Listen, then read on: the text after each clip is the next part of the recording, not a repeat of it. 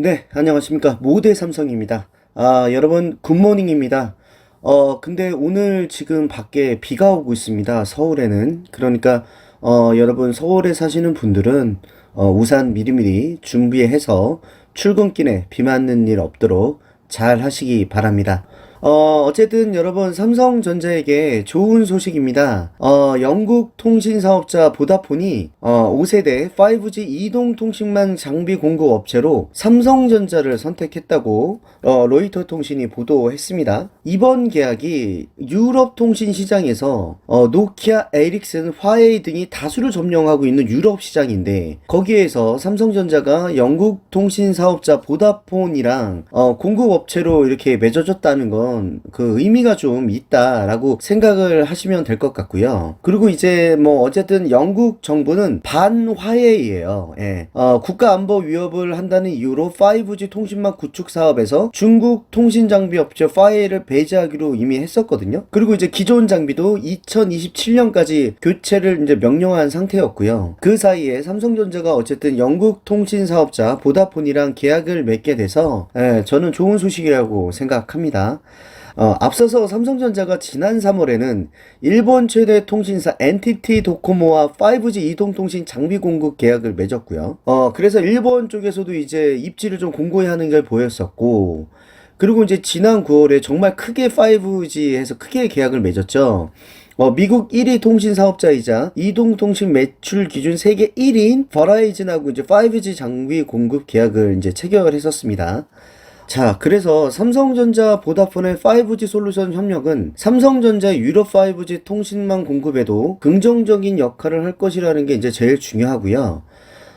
지금은 유럽은 화웨이 통신 장비 배제로 삼성전자 등 다른 업체에 대한 진입 장벽이 낮아졌기 때문에 삼성전자가 이곳에서 이제 교두보를 찾아서 잘 할 것이라는 생각이 이제 듭니다.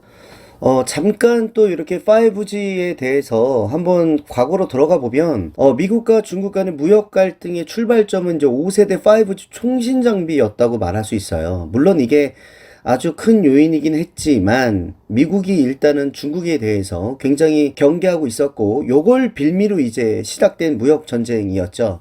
5G가 인공지능, 빅데이터, 클라우드, 로봇 같은 미래 산업을 구현하는 인프라이자 군사 안보와 직결된 민감한 기술이라는 이유로 이 무역 갈등이 시작됐었거든요. 물론 지금도 뭐 화해에 대한 제재는 계속 가해지고 있지만 5G 통신 장비 분야에서 중국은 여전히 절대 강자입니다, 여러분. 화웨이는 지난해 점유율이 31.7%로 2019년 32.6%에 이어서 1위를 지키고 있고요.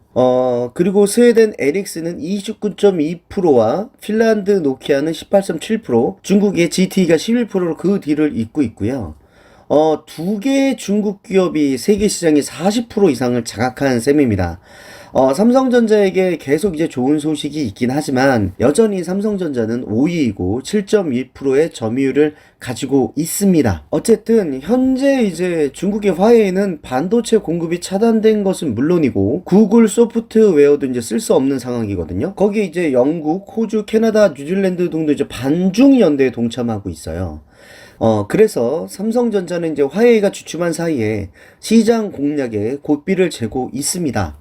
그렇다고 뭐 삼성전자에게 호락호락하게 이제 화웨이가 넘겨주진 않는 상황이에요.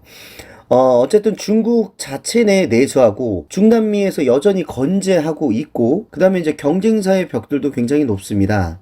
삼성전자가 작년에 버라이즌 수수를 따낸 후에 AT&T, T-모바일 등 다른 통신사는 에릭슨하고 노키아 계약한 것도 그런 예가 있습니다. 거기에다가 미국, 일본도 움직임이 굉장히 빨라져서 미국과 일본은 이제 5G나 차세대 6G를 염두에 둔 통신 분야의 R&D에 약 5조 원을 투자하는 합의까지 했습니다. 요렇게 만만치 않은 상황에서도 어쨌든 삼성전자가 영국에서 보다폰과 함께 이렇게 계약을 맺었다는 건 긍정적인 소식이라고 말씀드립니다. 어쨌든 이 5G 사업 영역이 삼성전자에게 왜 중요하냐면요, 여러분. 이 통신 장비는 한 번 설치하면 정기 보수를 통해서 사업 지속성과 규모 경제를 이제 확보할 수 있어요. 지금 이렇게 틈새가 생겼을 때 최대한 점유율을 넓혀놔야 5G 생태계 일단 확장을 할 수 있고요. 이 6G 선점 효과를 기대할 수 있기 때문에 생태계 확장이 굉장히 중요한 산업이 바로 5G 시장이다라고 생각하시면 됩니다. 물론 지금 영국 보다폰도 이렇게 따냈지만 다음에는 이제 인도 정부가 5G 시범 테스트에서 중국 업체를 배제했다는 기사가 나왔었거든요. 이건 굉장히 또 큰 삼성전자가 이제 가져올 몫이 많은 건데, 폭발적인 성장이 예상되는 인도에서 삼성전자가 의미 있는 규모의 수주 계약을 체결할 경우에 삼성전자의 5G 점유율은 연말에 20%까지도 점유율을 달성할 수 있다는 가능성까지 얘기가 나왔었습니다. 예, 어쨌든 삼성전자가 이것을 교두부로 해서 유럽 시장도 한번 이렇게 좀 진출을 잘했으면 좋겠고요.